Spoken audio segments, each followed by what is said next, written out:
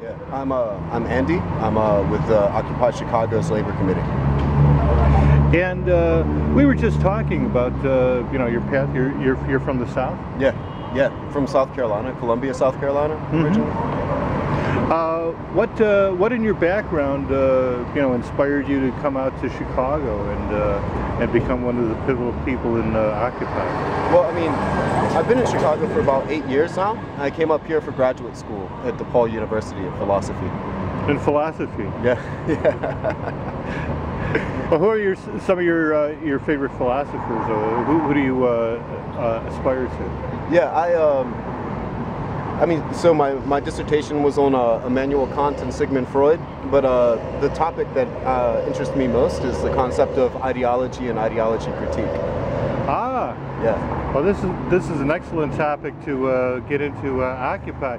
How did Occupy first draw you in, and what have you found that fits ideology critique? Yeah, I think it was the idea of reclaiming public space against like the kind of encroaching privatization of space itself. There were no commons anymore, and I really liked the idea of like civilly and using civil disobedience as a tactic in order to reclaim what's been stolen from us.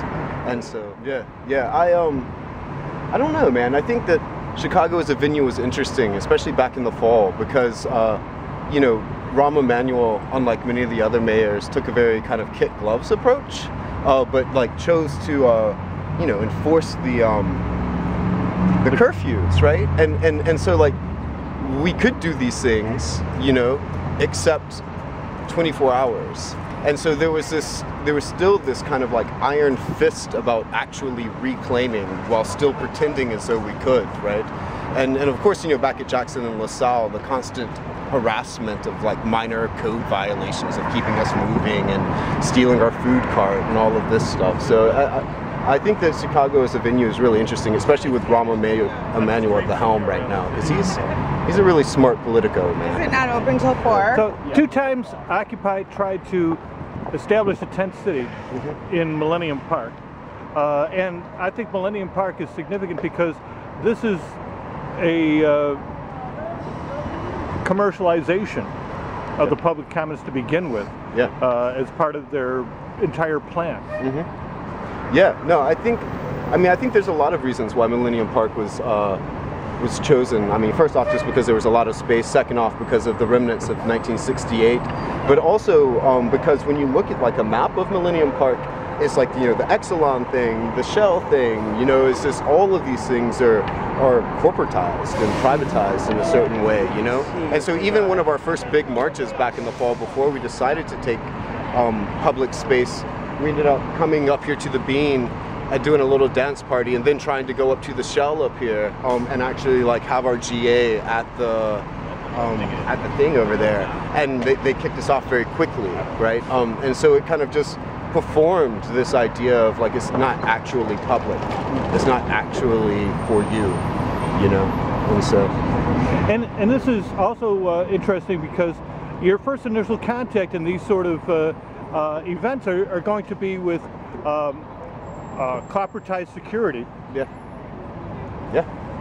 No, absolutely. I mean,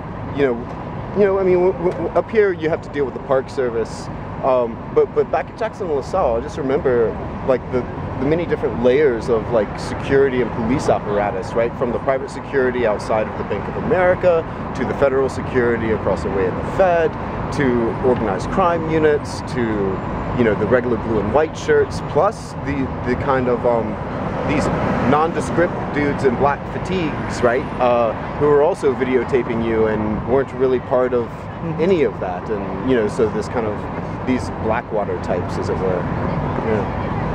And throughout these initial demonstrations where there were mass arrests, were you one of the people that were arrested? And what was your experience in these mass arrest situations?